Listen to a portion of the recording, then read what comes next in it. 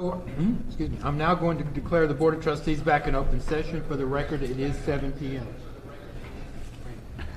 Can we do that? Well, in the executive session, no final action, final decisions, or final votes were taken. If you'll please stand for the pledges and invocation. I pledge allegiance to the flag of the United States of America and to the republic for which it stands, one nation under God, indivisible, with liberty and justice for all. Under the Texas flag, I pledge allegiance to thee, Texas, one state under God, one and indivisible. Please bow your heads. Dear Heavenly Father, we come to you tonight in prayer just with grateful hearts. We're grateful for our community, for our school district, for our staff, our students, and our friends, God. We thank you for letting us live in this great country and this great state that just recognizes the value of our teachers and the value of the work that we're doing here, God. Tonight we ask that you help us to honor that work that they're doing with every decision that we make, every thought that we have, every step we take forward. God, help us to honor the people that have got their boots on the ground and the ones that have gone before us, God. We ask for your wisdom and your guidance, and may everything we do always be a reflection of who you are and the love you have for your people, God. In your name we pray. Amen. Amen.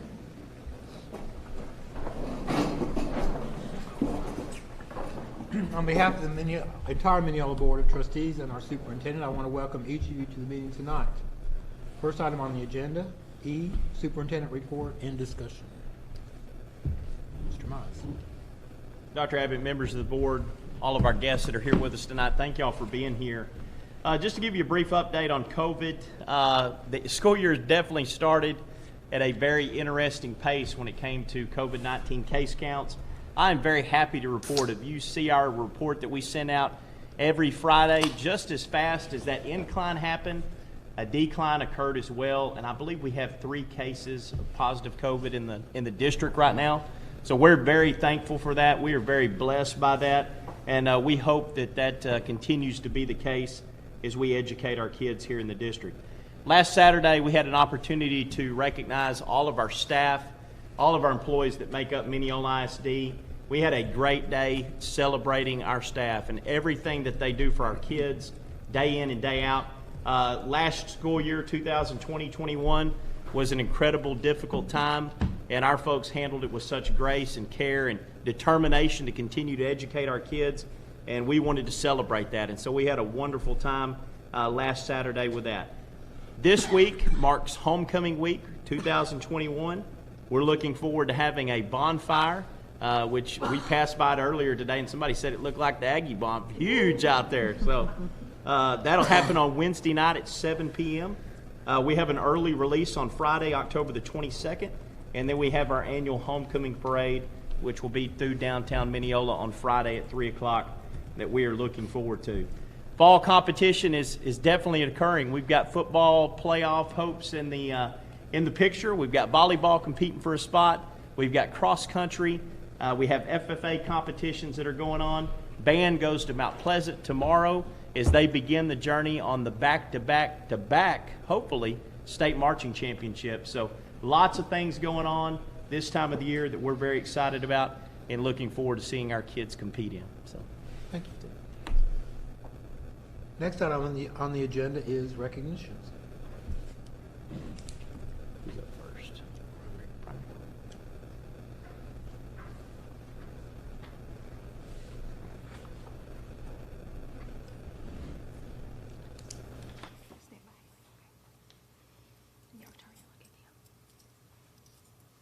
Hello, everybody. It is my privilege to announce Mineola Primary School Students of the Month, Miss Haley Molina and Mr. Eason Hooten. Haley is a first grader in Miss Laura Harris's class, and her parents are here, Mr. Arnolfo Molina and Alejandra. Where'd y'all go? There you are, right in front of me. Hey. Miss Harris of Haley's teacher shares that she comes to school ready to learn every day, and we have witnessed that with her even in kindergarten following into first grade. She's a role model citizen not only in the classroom but everywhere she goes. Haley always works hard and is always willing to step in and help others when needed, a true joy to have in the classroom. Easton Hooten is a first grader in Miss Heather Nutt's class, and there's his teacher over there. And his parents are Stephen and Miss Abby Hooten right over here. And he is the grandson of actually one of our reading teachers, Miss Pam Haston. Miss Nutt shares that Easton is motivated and eager to do his best. He displays leadership in the classroom and school by being a diligent worker, staying on task, and meaningful participation. Everyone in class knows him as a friend, and he is a joy to be with each day. It is my honor to present you our Students of the Month.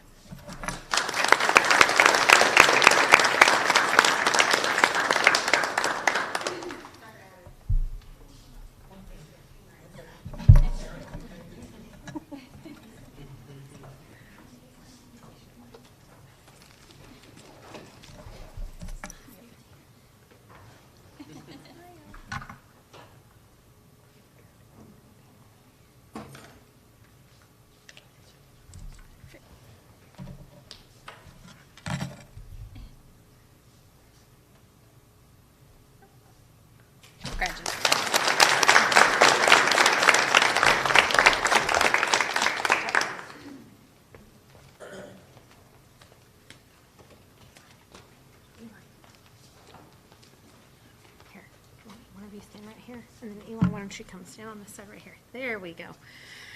Good evening. I am so proud to introduce you to Eli Palacios and Abigail Galaz. They are our Students of the Month for 4th grade. Eli's teacher, Miss Viramonta, says he is such a hardworking young man and is always ready to learn. He is well respected by his peers as he shows them the same respect. He is always in such a good mood, and his positivity radiates in whatever room he is in, and that is so true. He has such a bright smile and is such a pleasure to have in class, and that smile follows him all through the hallways, so we are so proud of Eli. Then Mr. Burns nominated Abby Galaz. He said that she deserves recognition for her hard work, friendliness, and respect. She is kind and caring, but not afraid to put herself out there and show everyone what she is capable of doing. She is a joy to teach and to have in my classroom. So I am so proud to have these kiddos represent our school tonight.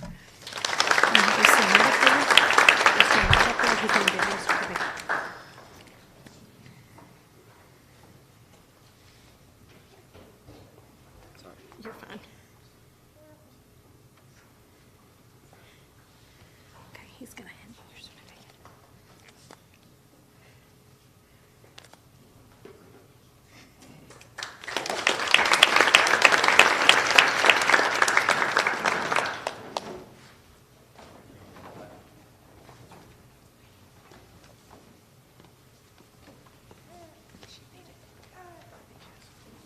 Oh, of course. Hello, everyone.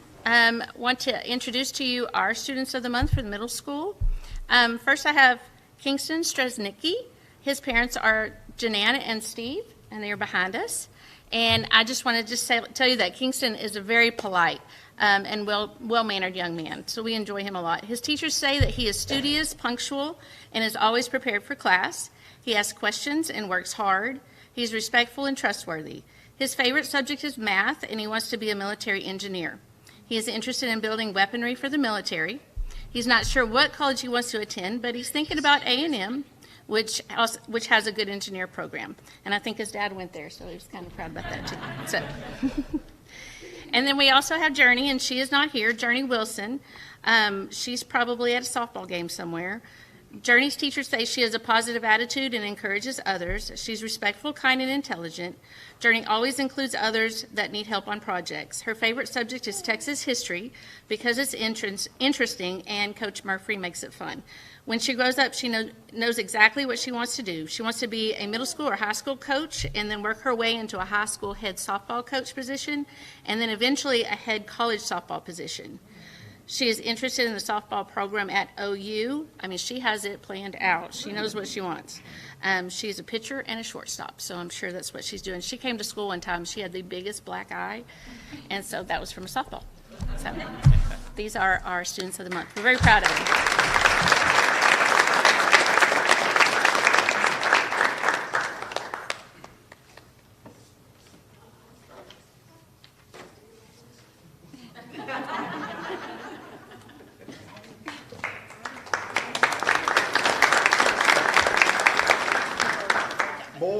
I'm excited tonight. Both of mine are here to be recognized. That is an awesome thing for the high school right there. Give them a hand. They're here with me. Oh, I love these two. These are some super juniors that we have to talk to you about tonight. This is Brittany Christopherson on my right over here, and on my left, Jamarcus Kennedy. Let me tell you a little bit about them. Brittany, boy, she brings a different energy to school every day. It's exciting. You never know what she's going to say or what she's going to do, which is part of the unique part of her personality. It also fits in well because she is our beloved Buzz on Friday night. She also plays an important part of our band as the sound system expert there. So you'll be a part of the state run, right? Oh, yes, sir. Oh, yes, sir. She's involved in theater. She's in the Junior Historians. She's in HOSA. She is always an entertaining character on our campus and keeps everybody smiling. You'll hear Brittany coming down the hall before you see her. In her free time, she likes to dance, and she's thinking of pursuing a career in medicine upon graduation. Jamarcus is my man. We are very blessed to have him because he represents everything a young man should represent. Kindness, consideration, love for the fellow man. When you talk to teachers, there's only sweet things they say. Did you know people say sweet things about you? Yes, sir. I'm telling you. When you talk to him, you see how he responded to me right then? Every time he answers, it's yes, ma'am, no, ma'am, yes or no, sir, which is a product of your mom and your dad raising you right. You know that, right? Yes, sir. I'm telling you. That's why I love him. He's also a key player on our varsity football team, basketball team, track team, so he's involved all year. He's an important part of our HVAC program. In his free time, he likes to fish and play with his nephews, and he says he wants to be a first responder. He wants to be a police officer when he graduates. And that's a needed field right now. Somebody with your love and compassion for people, I need you to pull me over and tell me to... Mr. Sorensen, I love you, but you need to slow down. Juniors of the month, Brittany Christopherson and Jamarcus Kennedy.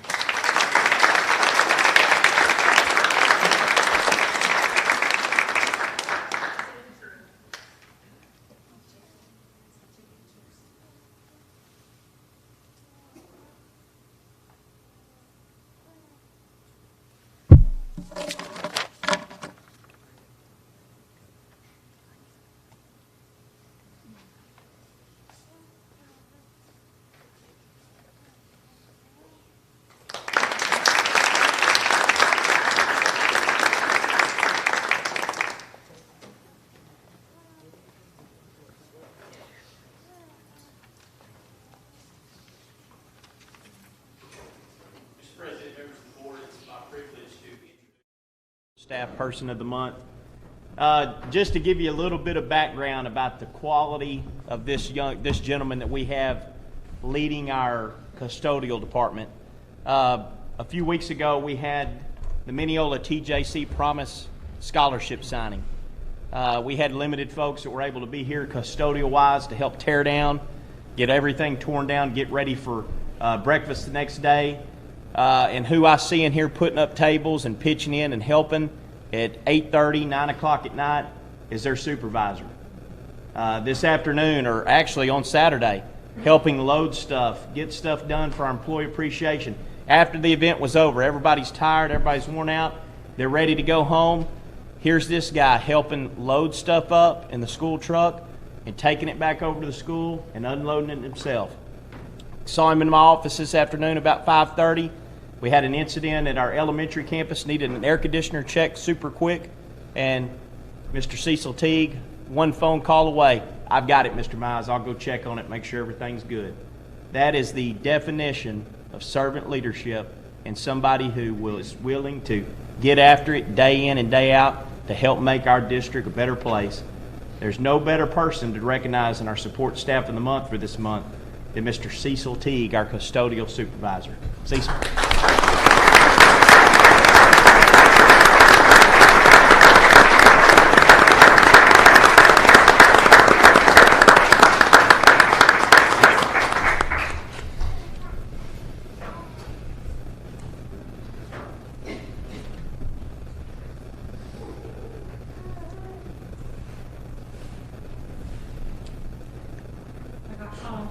clapping for Cecil.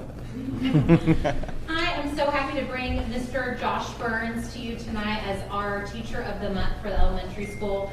I put this to a vote for our teachers, and they wrote some things back in when they nominated Mr. Burns, so I'm just going to read a few of them because they really speak. Don't cry, okay? Oh, man. It says, Josh came in and has excelled in the classroom, but as well as that, he's created an awesome relationship with his students and his team. He is so much fun to work with and is always willing to lend a helping hand. The other said he jumped in at the beginning of the year and handled everything that was thrown his way. He loves having fun with the kids, but he also enjoys teaching them. He dressed up for EAFK, which shows his great personality. You just have to find those pictures on Facebook. Priceless. He's a great addition to the 4th grade team, and we are so blessed to have him. And finally, it says, my kids aren't even in his class, but they have both told me about how he always interacts with them in the hallway. I've walked into his classroom, and he is so animated while teaching. Those are just a few things, but there were several that were very much like that. We were excited about Josh, but man, he has far excelled anything that we could have imagined in that classroom. The kids are excited to be in there. They're excited to learn. When he comes in with his lab coat, they're like, yes, we have a lab today. They're so excited. So I am so proud to have him representing our school today for Teacher of the Month. Josh Burns.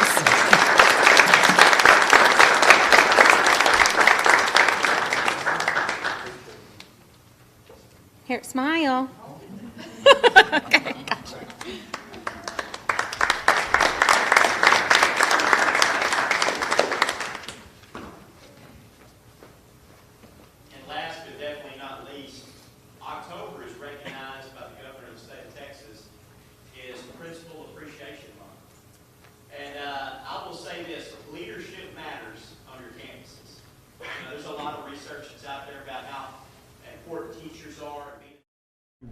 Day in and day out with our kids, but there's also a lot of research that says your leadership at your campus level makes a tremendous difference on the success of the school. And we have got some great folks that are in leadership. Had the privilege to have lunch with all of our campus principals today as we was looking at some flooring that the board will have an opportunity to take action on later tonight. Just having lunch with them, getting to know them even better. But the work that they do day in and day out is absolutely outstanding. And their leadership during 2020 and 21 and the start of this school year has been absolutely incredible. And I will tell you, as citizens and the public and our guests here, you should be proud of this group of principals that we have that are leading our campuses and helping our kids. And so I want to take time to recognize each of those that are here tonight. I'll start at our primary and recognize Miss Jolie Ray, primary campus principal. Jolie, stand up.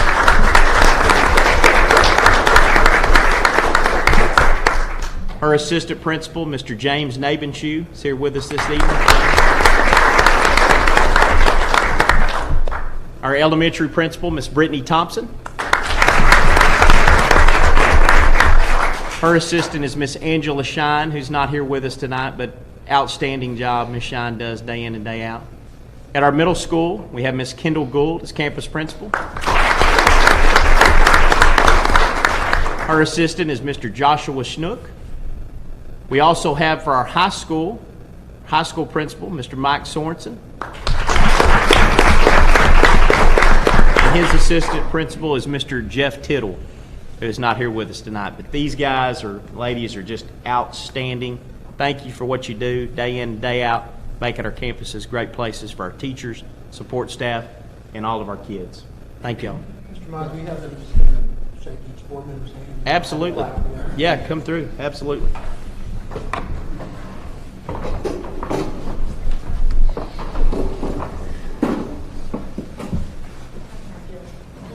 I know, right?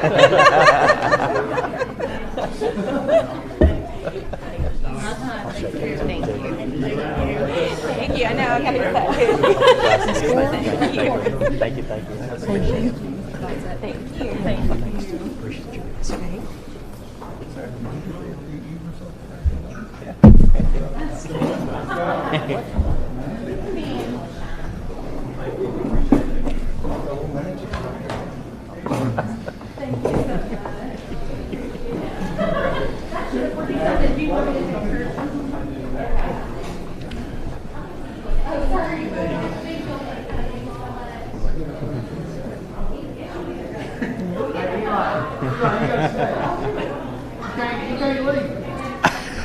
I'm gonna tell them to make a run for it. They'll be, They knew. be messing with you. They knew. Thank y'all.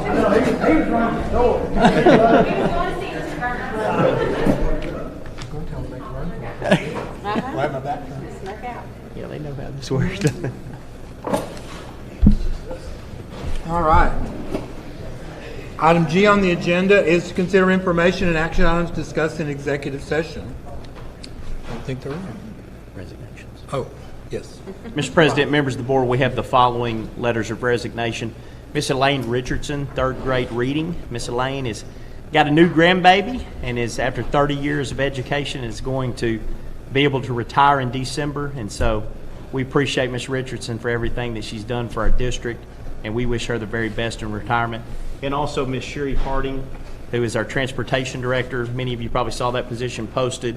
But Miss Harding, she thought about retirement a couple years ago and has now reached that point. And so Sherry is outstanding in what she does, the ultimate in customer service, and we are greatly going to miss her, and we appreciate everything that she's done for us. But Miss Harding's going to retire in December as well. And that's everybody. Accept. You've already accepted. Yeah. Okay. Is there a motion to accept the resignation by Mr. McGow, seconded by Mrs. Campbell? All those in favor? Thank you. Mr. Bjork.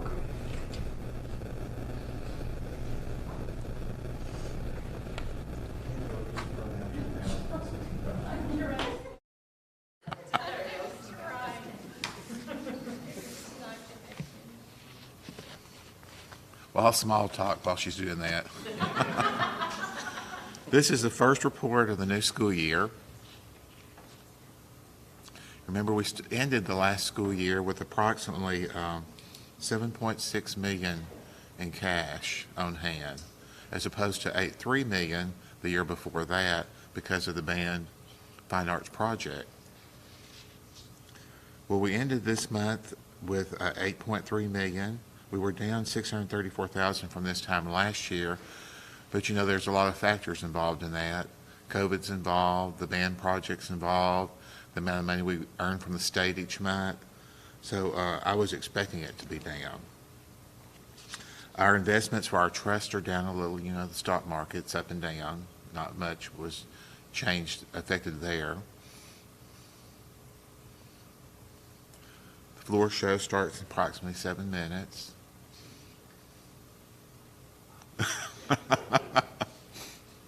Do y'all have any questions about anything y'all saw in the financials?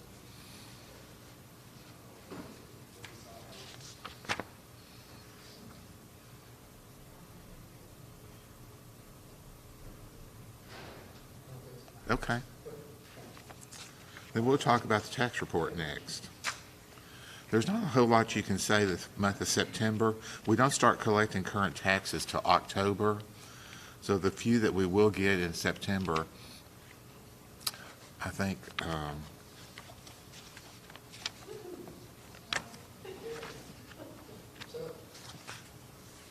we collected like 0.04% compared to 0.03 last year. And including the delinquents, we were at 0.62 last year, and we're at 0.63. So there's not a lot of change. But once December and January hit, when our big heavy collection months are, we'll know then where we stand.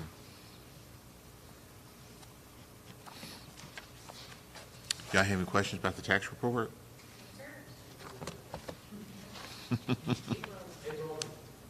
Okay. Enrollment. We ended up the month with, I can read, 1632. We're down one student for last month, and we're up from 1583 the year before, which is a really good sign because you see that the year before that we were at 1640, so we're striving on up there. So,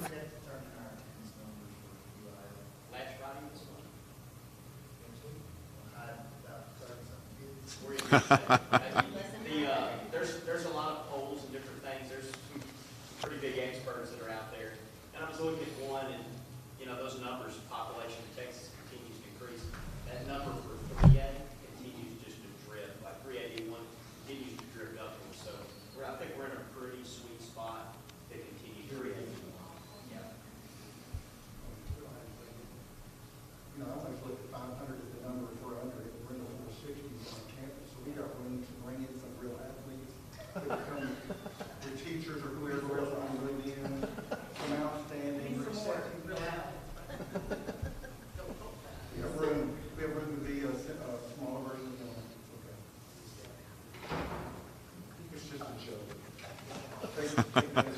Thanks.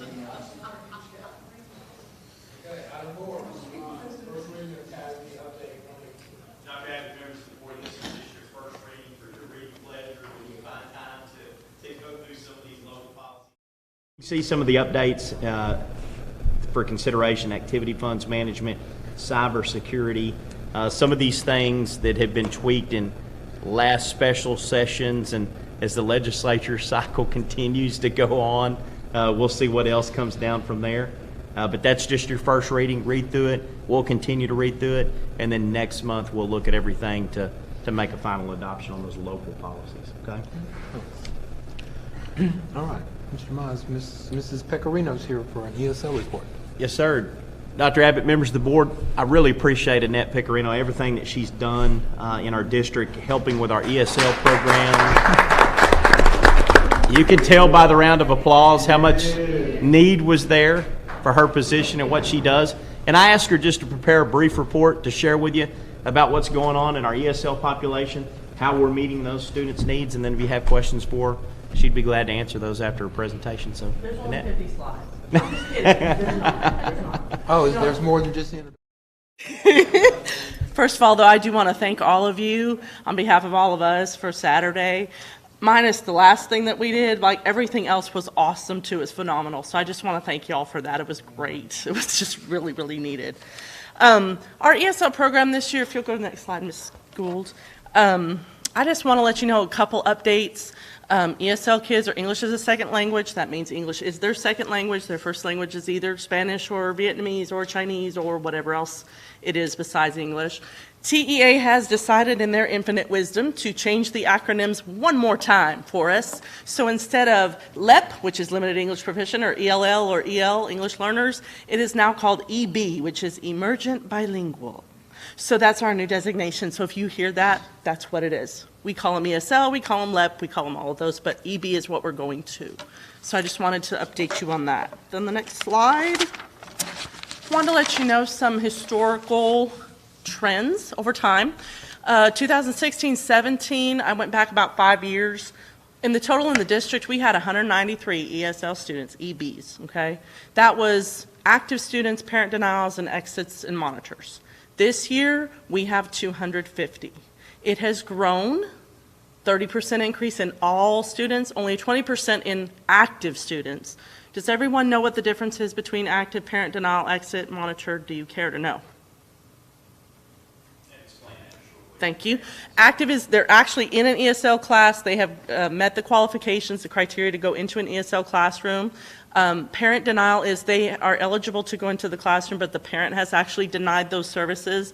Some parents speak English at home, so they feel like their kids are going to catch up. They'll be fine with it, so that's why they'll deny. That's mostly what we've seen in that trend.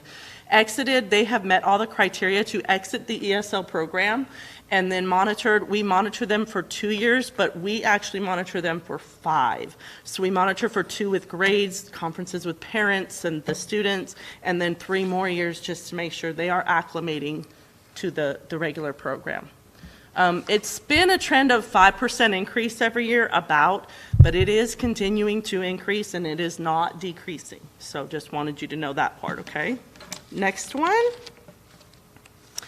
Our program highlights, I went through and found out who all was ESL certified. That means they took the test for the state and passed it. At primary school, we have 71% of our teachers at that campus that are ESL certified. We also have a campus-specific teacher for ESL, that's Mrs. Gowan. She pulls out some of those lower English-speaking children and pushes into classrooms to help with that language acquisition. She has 45-minute increments in where she does that daily. At elementary school, there's 62% teachers are ESL certified. All students receive their ESL services through the ELAR, English Language Arts and Reading teachers. There are some science and math teachers that don't have their ESL certification.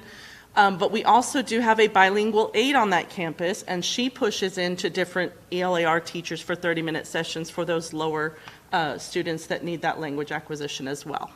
Go to the next slide for me, please. At middle school, we have 28% that are ESL certified.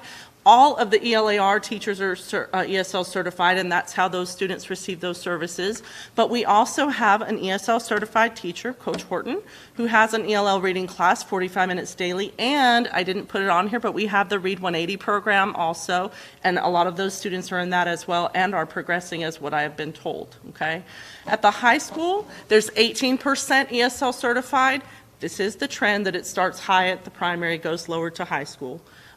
We do have a campus-specific teacher that's ESL certified. She pulls out or has an actual ESL class for 45 minutes daily. And we also have a junior student who she usually would get ILT or individual learning time, but she has dedicated her ILT time to go into that classroom every single day to help with translation services for those kids. Next slide, please. I am not going to go over all of this. I just want you to see that this is the curriculum that we use for our EBs, for our kids. There are lots of different curriculum that we can utilize that are TEKS and ELPS aligned that will help for all these students to get that language acquisition for English. Summit K-12 is a newer one this year that we've done. It's really good because they have to get used to listening with their headphones and talking with the microphones. If you've ever seen a second grader try to do this, it's very difficult for them. They're very shy. So it's hard. They'll start talking like this. And that's what they're rated on the TELPAS test, because we don't rate them. The state does. So we're trying to get them more comfortable to that to help them with those ratings. Also, Genki English is another one at primary that we're using. It's really cool to watch that one. They use a lot of songs and interactive activities in order to learn the vocabulary. They say stand up, they say sit down, hands up, hands down. It's really cute to watch. Other stuff we've had, I think you've heard of Rosetta Stone before. That makes them think in English. It does not have Spanish to translate to English. It has pictures with the English words and phrases, so they are not thinking in Spanish. They're thinking, here's the picture, and this is what it means. So that really helps a lot for their acquisition as well. Okay, next slide. EB assessments, these are just the assessments that they have to take above and beyond the STAR test, the MAP test, the other tests that all the other students in the district take. So they have to take the TELPAS test. This is rating whether they are comparable to another English-speaking student. It's 4 domains: listening, speaking, reading, and writing, and that's what they're rated on. We do give them TELPAS tutorials to make them acclimated to the program, to the test, and that familiarizes them with it. And then they also take the LOS test, which is to identify them whether they are ESL, EB, or their potential EB students, and we can also use that as progress monitoring throughout the year to see how they are progressing in language acquisition. Next slide, and I think that's it. Okay, any questions?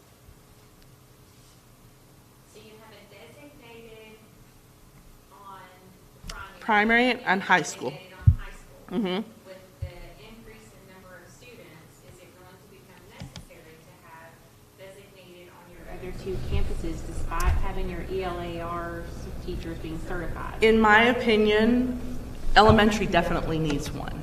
In my opinion, middle school does too. But I also haven't spoken to principals about what their goals are for their programs, for which programs they want, and which programs they might have that might address those needs as well. So is the need higher at elementary school or at high school currently? The need is higher at elementary school because there are more there. Now, the ELAR teachers are certified, so they're getting those services. But throughout this year, too, I'm planning on doing a lot of SIOP training, which is the sheltered instruction, which a lot of them know, too, but I can give them easy activities to do in there, and that way they can feel more comfortable with all those students because they're best practices for all students. Is the percentage was higher on the elementary campus as far as needs than it was at the high school, which is what you anticipate as they've gone through. Right. However, the high school does have more of the newcomer students, which we call that have only been there for 2 years. There are more there at the high school this year than there are at elementary. So do they come from a place where they had services at previous schools? They can, no. Does that information not follow? Those newcomers are straight from Mexico or straight from Honduras, and so they don't have any other U.S. schools that they have come from. Is that? Oh, no problem, no problem. Yeah. So does that answer your question? I just want to make sure I clarified. Okay. Are there any other questions? Thank you. Okay, thank you. Appreciate it. Has anybody seen? Is anybody on public forum? Public forum? Okay, thank you.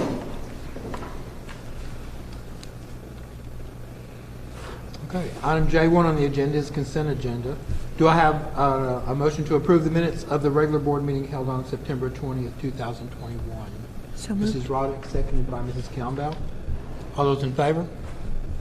Thanks. Item J2 on the agenda is to discuss, consider, and take action on district and campus plans. Mr. Mons. Dr. Abbott, members of the board, I'll take us off here with our district improvement plan. As you flip to page 2 of your attachment, you got mission statement, vision, value statement, core values. We're working on all that. In November, we'll be able to address that a little bit more and update all of that.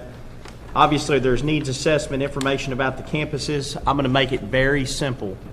There's 3 doors that we have to walk through to help our kids achieve success for a high school diploma, college career, military readiness.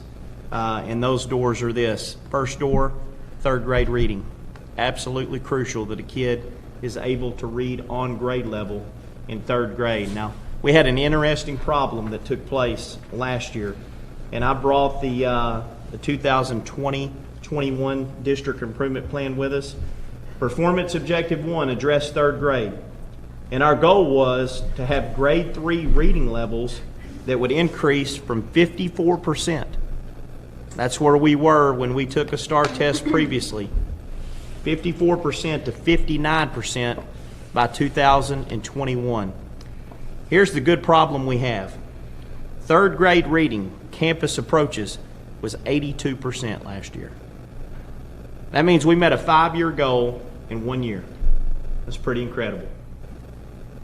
3rd grade reading, I'm just going to go through these so you can get a comparison of what happened across the state. Our 3rd grade reading scores at the approaches mark were 82%. In Region 7, East Texas, lots of in-person instruction, they were 71%. And then in the state, across the state, they were 68%. So we performed 14 points higher than the state and met a 5-year goal in 1 year. We've got some tricky things to overcome as we think about what those 3rd grade scores need to look like going in the future. One of the things we have to realize is this group that's 3rd grade right now, think about their academic career. As 1st graders, they missed out on 3 months of school because they went home. 1st grade, you're learning how to read in 1st grade. You're making major advancements in 1st grade. So they went home for 3 months. Then we brought them back. We started the school year. People are in and out for the most part. We had face-to-face instruction. 2nd grade year, they were wearing well, they didn't have to wear masks at that age level, but I would say a pretty odd year. And now they've become 3rd graders, and they're getting ready to take a STAR test. Not to mention, everything is moving online. So you've got online testing that's going to play a part of this. Some of our initial data that we're seeing is we're getting kids equipped to take online tests. There's a little bit drop in scores because there's all new strategies that you have to develop. So if you've taken a paper pencil test all your life and you're getting strategies from your teachers and now all of a sudden everything's pushed online, that's a big curve. And we've got to get better at that. We've got to really be able to understand that because online testing is where it's going. It's mandatory the next year. We went ahead and jumped in it this year because if it's going that direction, we might as well get ahead of the curve and get our kids to practicing it.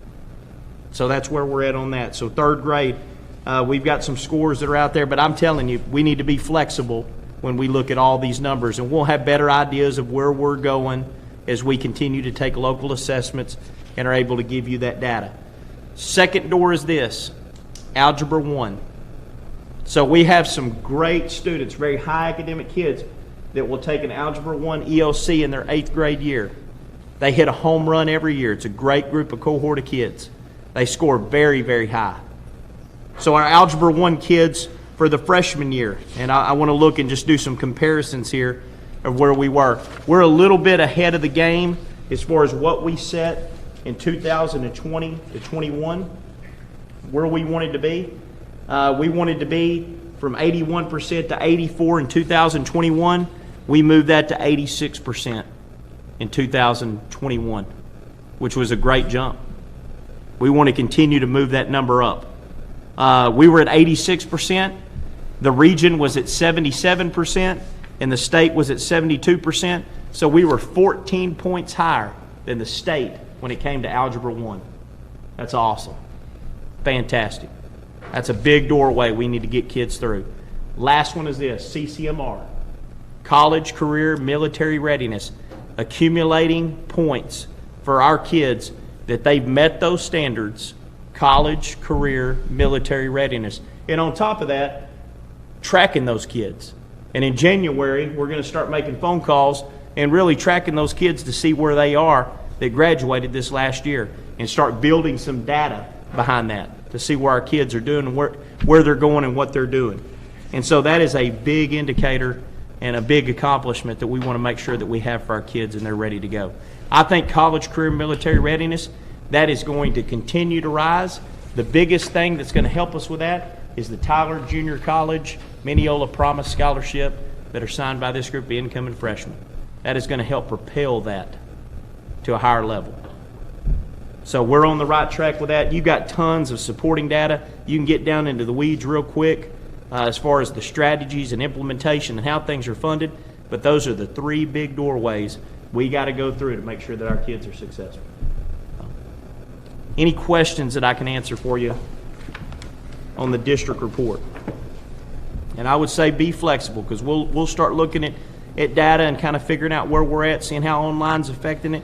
We'll really get good looks at that third grade to see where they are and how the pandemic really affected them. We think we're going to be in better shape than most people, but that's an interesting year to watch for sure. Questions? All good? Thank you. Nominate candidates for the Wood County Appraisal District. We got to go back to each of the campuses. Oh, oops, Yeah. sorry. Nobody said anything. Nobody said anything. They became so happy. That was like principal appreciation. We appreciated you so much. We didn't want you to have to speak. Primary.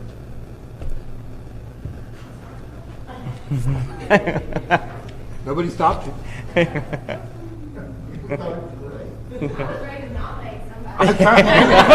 One of the principals.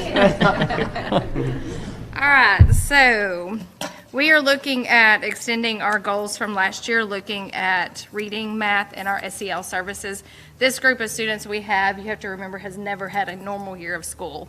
From kindergarten, first grade, second grade, there's not a student over there that has experienced what we know as normal. So we are taking that into account as well, looking at their beginning of their data. For reading, we're looking at moving from 59% to 64% by the end of the year on grade level in second grade. We ended last year at 60%, so just looking at adding that goal. Math, increasing by 3% this year. We ended last year math at 74.7% on grade level for our projected proficiency, and then continuing with our SEL services for our Little Jackets.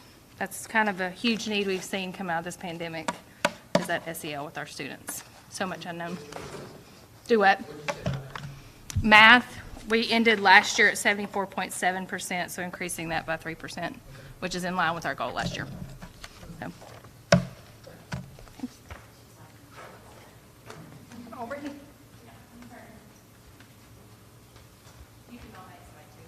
Oh, great. Okay. The biggest change on mine, Mr. Mize really addressed, it's that third grade group. The thing to remember when you're looking at it, because the percentage, our goal is lower than what we finished at, is we're following a different cohort of kids. So we just tried to take their beginning of year MAP scores and then find a reasonable growth measure, and that's kind of what we changed there. So math and the the last goal is about like the well-rounded community support. That's kind of stayed the same because we feel like we made great strides last year. So if it ain't broke, don't fix it. We're going to keep moving. But reading is the big focus. So that's kind of the only thing that's it looks a little weird, but that's why. It's because we're following a different cohort of kids. Good? Okay. We're gonna keep moving. Okay, so ours was kind of the same way too. So it was important for us to be able to look at the cohort because when they come from a different school, we don't have anything to do with that piece. So we know what we can do when we're with our particular school. So I kept it at 5% from the 4th to 6th. So from 4th grade to 6th grade, we wanted to go from 58 to 63. I think we went to 61. So that was that COVID slide thing that went on. So we're just going to keep it at 5%, and I just continued it with 5%, even though we were a little bit behind that goal from last year with the 6th grade group.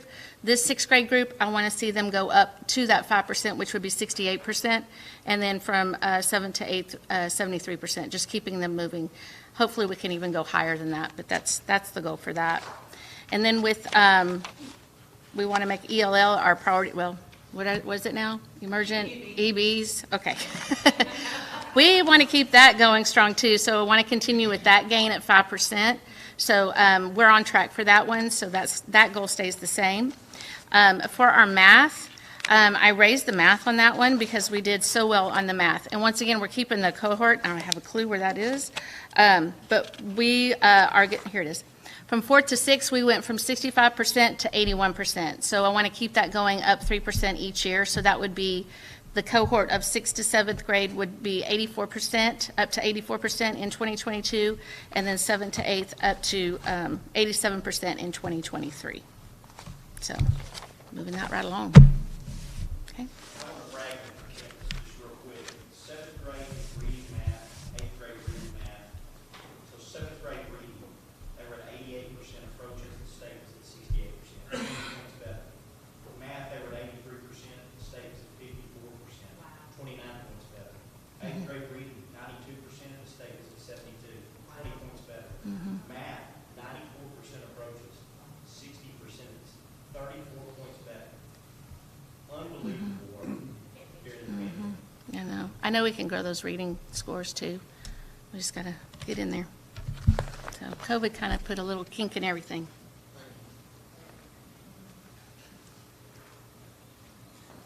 All right. That's gonna be a hard act to follow. Oh, it's okay. I'm not trying to keep up with Kendall, man. I've got my hands full at the high school, so here we go.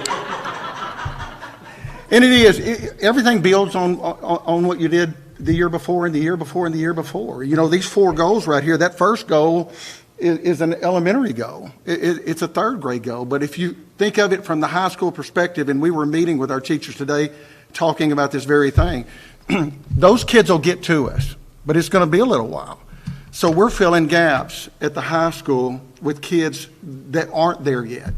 So we have practical writing classes that are standalone classes for kids that are struggling in writing. You know, we've got progressive reading classes that are standalone classes for kids that have struggled in reading. All 4 of my English teachers don't have an advisory period. They have a tutorial period. So they work with kids that are in their class that need support and kids that we've identified from previous grade levels that are coming over. Our House Bill 4545 kids that are going to need 30 hours of focused instruction through the year. They've started this from the beginning of the year. It's the same on the math side. 3 of my 4 math teachers don't do advisory, they tutor. They tutor every day of the week, including Friday, which is really a club day or whatever it is. 2 of the teachers stay 2 hours after school on Wednesday and Thursday just to be available for those kids to fill in. It was an amazing year last year because those freshmen that came over, they had gone through as an 8th grade year. They didn't have an end of the year. So you had no data to go by. But the teachers just dug in. We had a crazy English year. I'm just going to tell you, it was unbelievable. But the kids, you just got to know that they're resilient. They persevere through the greatest of challenges that we have over there. And they performed well. Is that where we want to be? If we're not 100%, that's not where we want to be. So we do. We continue to increase. We continue to look at 5% as a goal for us. We'd like to be 10% above the state in everything. Because we're not the state, we're Mineola. That's who we are.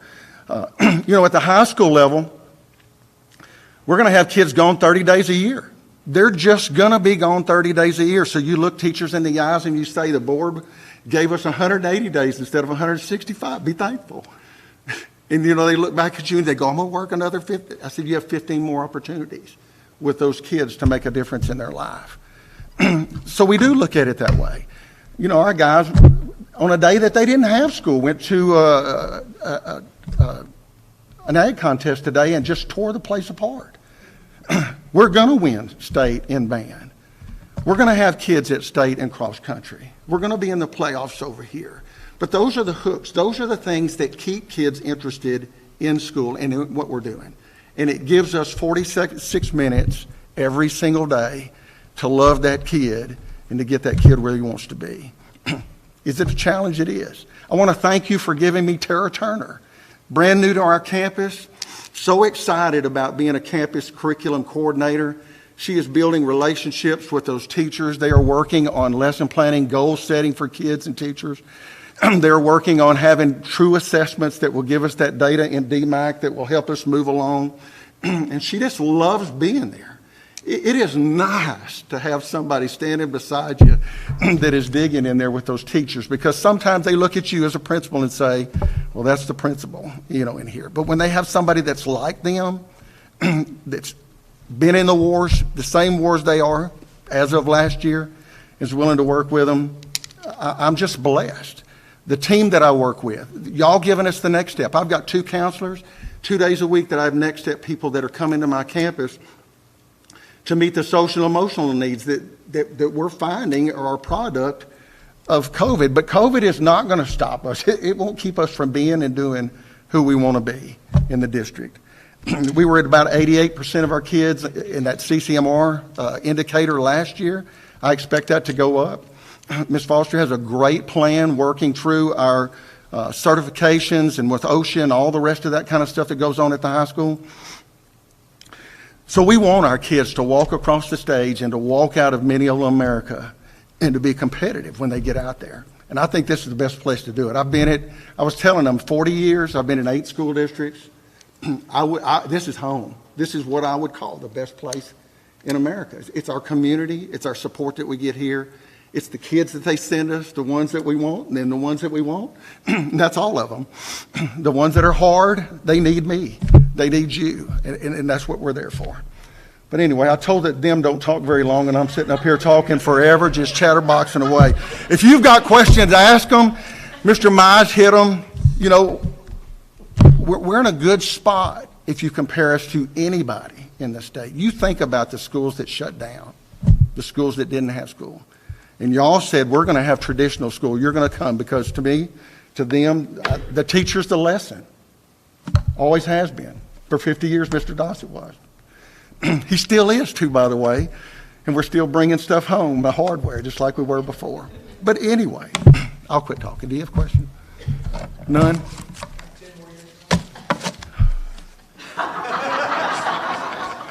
There is one, Mr. Dossett. But I do love you.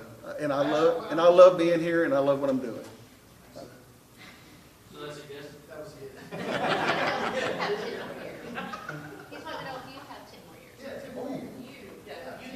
That's what he's saying. Hopefully on this planet I have more than 10.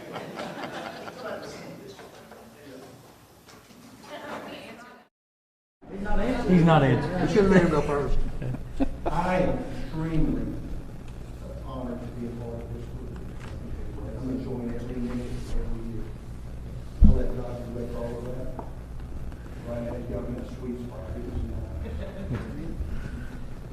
Thanks. Thank you, Principal. Appreciate it. You're again. Anybody want to go back? Go back through? No. All right, J2B, nominate candidate. We have to do it now, and then again in next month. And then they're going to bring it back in June, in November. Oh, No, for approval, it's not. okay, sorry.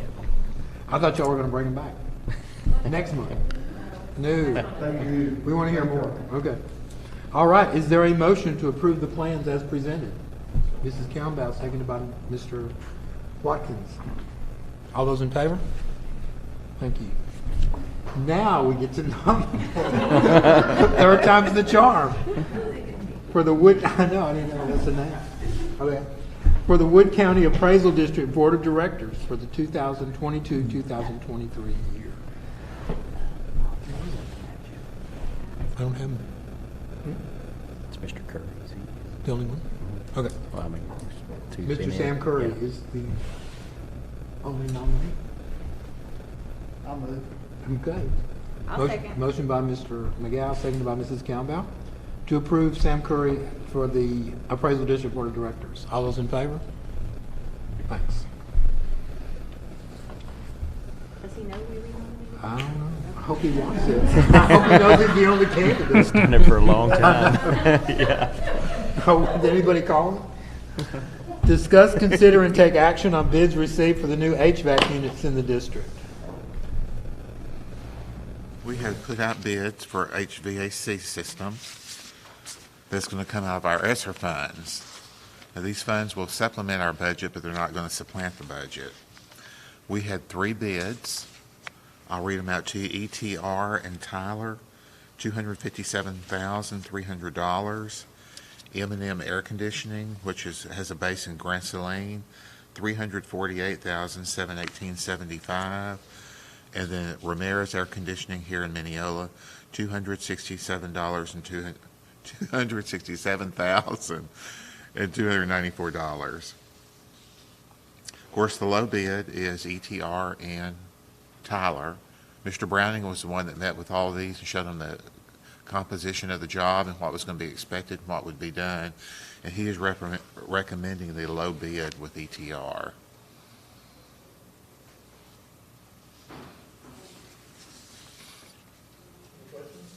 We have a $10,000 difference in Tyler versus the Mineola vendor.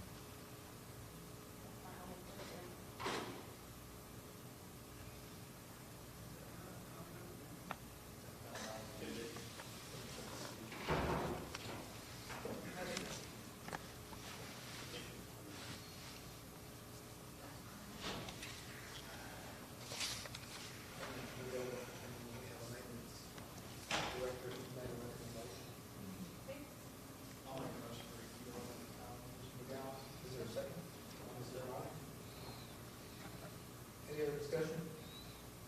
All those in favor? Opposed? Thank you. Discuss, consider, and take action on bids received for the flooring of the district. The flooring bids are the same as the HVAC. They're going to come out of ESSER funds also. We only got 1 bid. We might need to take that one. It's by Mr. Curry. It's Southern Publishing and Flooring Systems out of Tyler also, and we've got a recommendation from them from Sherrill Construction that's doing our band hall project for us. The bid consisted of 6,295 square feet installed, 1,423 square feet of wall base. It's a lot of flooring.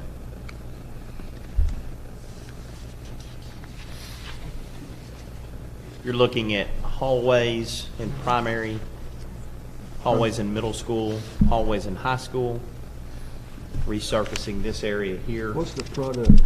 It's a flaked concrete, so it's a very durable product. We had the opportunity to go over this morning actually and take a look and walk through. Chapel Hill had put some of this down about 7 years ago. The beauty of it is very custodial friendly. So you're not stripping and waxing floors. I can't remember how many years they said before you had to put a seal on it. 7 for the seal replacement. But it's a really nice product. Comes in a variety of colors that they'll be able to put down for you. And the school that we toured today that actually has it, they put it in all their classrooms too, and wish they had it everywhere. That's their game plan, is to eventually try to get this everywhere. Health-wise, it would be something you could clean and disinfect. Yes, sir. Yep. Not carpet.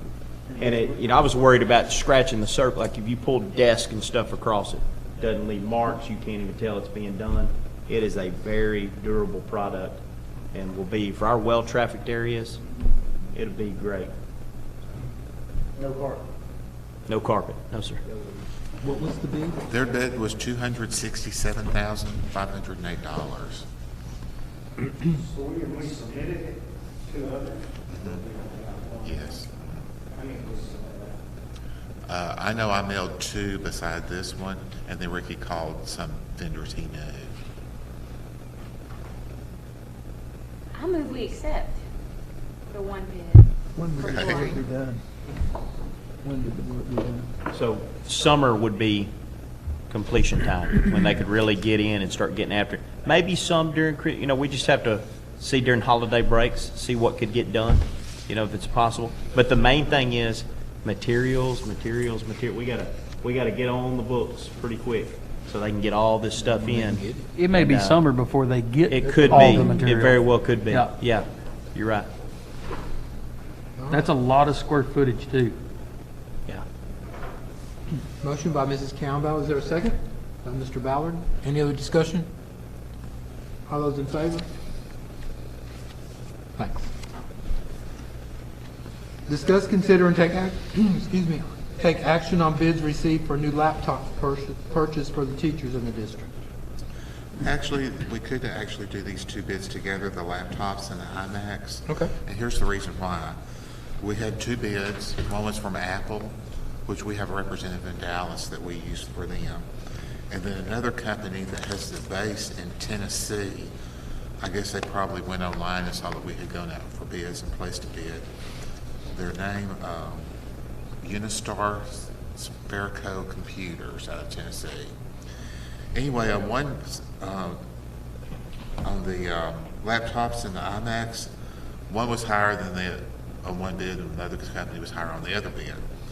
So Apple, in addition, placed another bid that if we went with them for both products, they would cut the price more down to $114,563 for both of them. That way we would just be dealing with one vendor. So that would actually save us about $1,800. You've dealt with these By people going before? With one But I bid. think with Yeah. Apple. Dealt with this vendor before? Yes, for years now.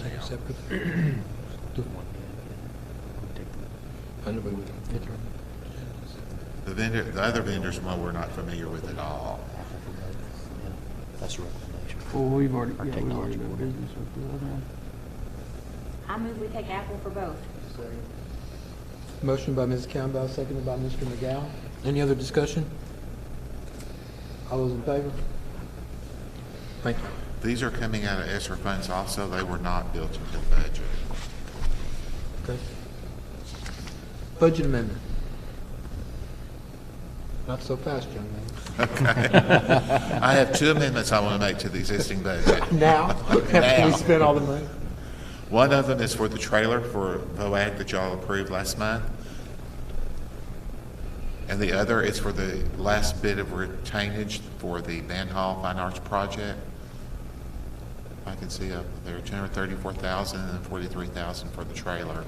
We'll be adding this as expenditures, no matching revenue, so that means that the budget at this point in time is not balanced. Because theoretically, that would come out of fund balance. Y'all have any questions about that? I had our questions last month. Of course, as far as the Band Hall project's concerned, we saved money last year with that project. So the remainder that we saved is in fund balance, so it'd just be coming back out to Yeah. cover this. Taking back out. Robin Hood? Is that a Robin Hood? It's sort of. Okay. All right, is there a motion to approve the amendments as presented by Mr. Bjork? I will. Second. Mrs. Campbell, seconded by Mrs. Roddick. Any discussion? All those in favor? Thank you. All right.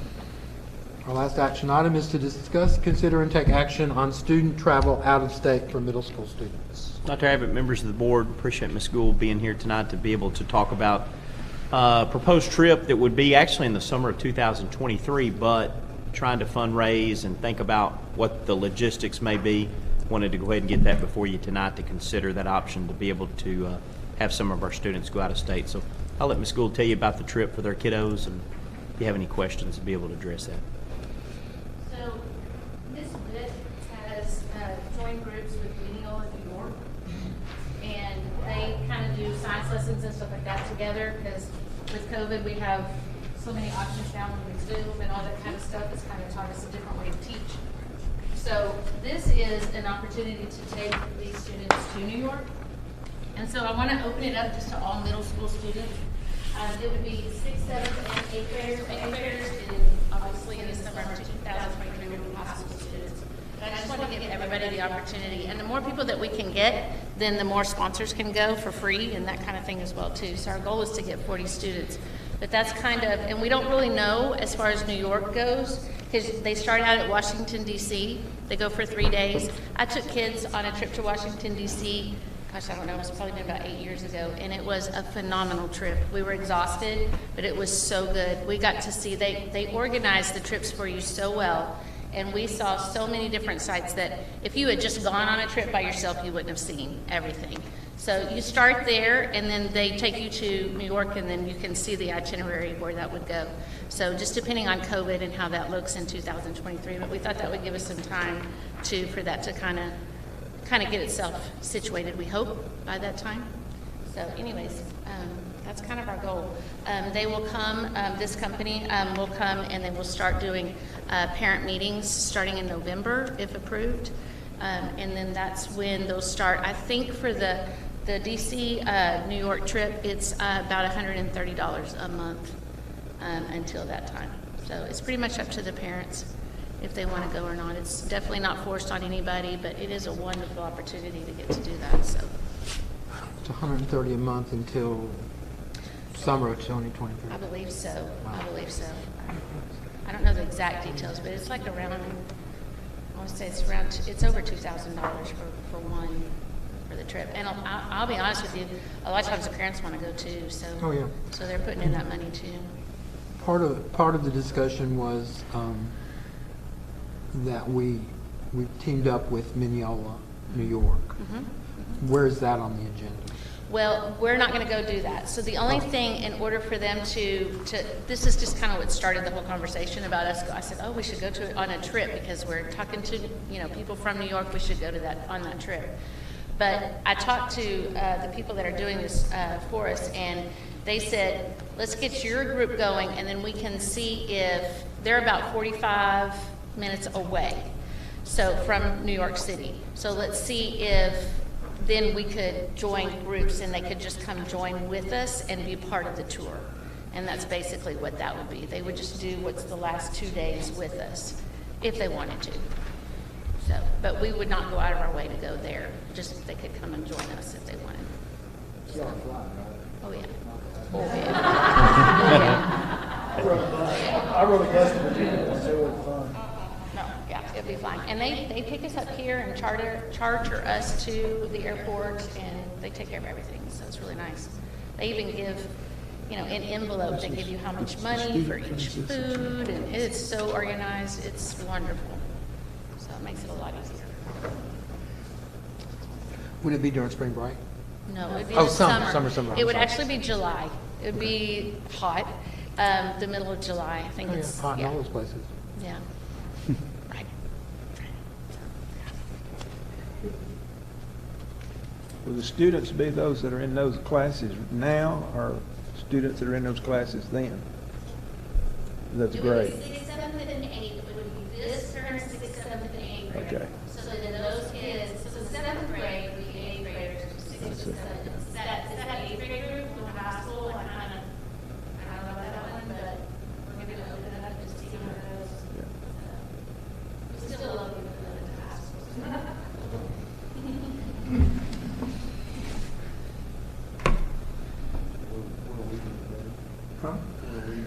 Is there a minimum number of students or a maximum number of students? I know you said 40, but if you only have 5 that say they can go?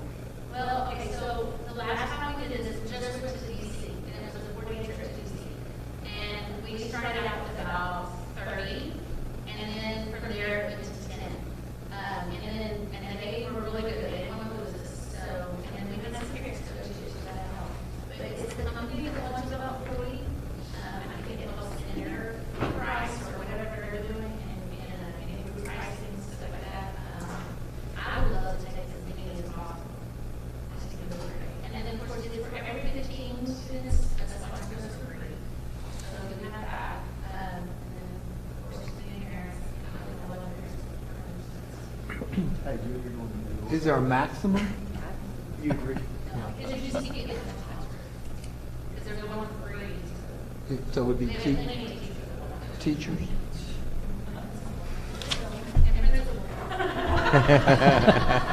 already got sponsors lined up, now we just need kids. You get your 15, and you get your 15, I'll get my 15.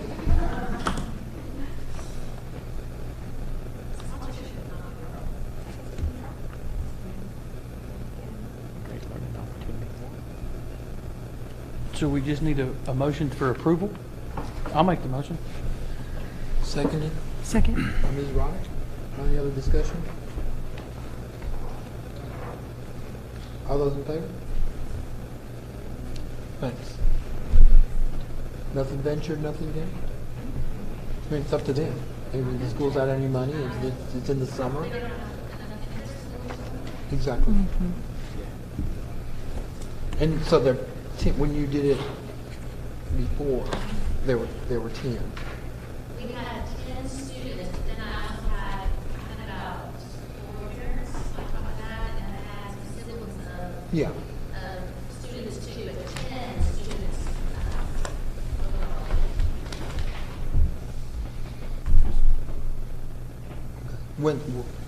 So there's really no money fundraising, or there will be fundraising? There can be, I don't love it. I don't either. There could be, and sometimes they encourage that, it's just to me, that seems like, that's just very difficult to fundraise and decide how to even that out. Right. Work hard, I don't- Yeah, it seems like a headache for you. If they go on the fundraise, they have family and grandparents, well, not grandparents. Grandparents get for Christmas and birthdays and stuff. Yes, and it's just, they always encourage Yeah. us to time, it's a great way to get money and put it on I would hate for all that to be brought into the school, the fundraising part of it, because it's really, I mean, we've given the permission, we haven't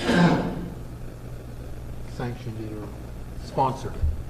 Just, you have the, y'all can. Yeah. Okay. Does price change if more or less go? You may go up on that. Ask to see it. And well, you'll know more too when they have the parent meeting to see what kind of interest. Yeah. Okay. All right. Anything else? The purposes for which this meeting was called being completed, I declare this meeting adjourned. Oh, here he comes. Always something.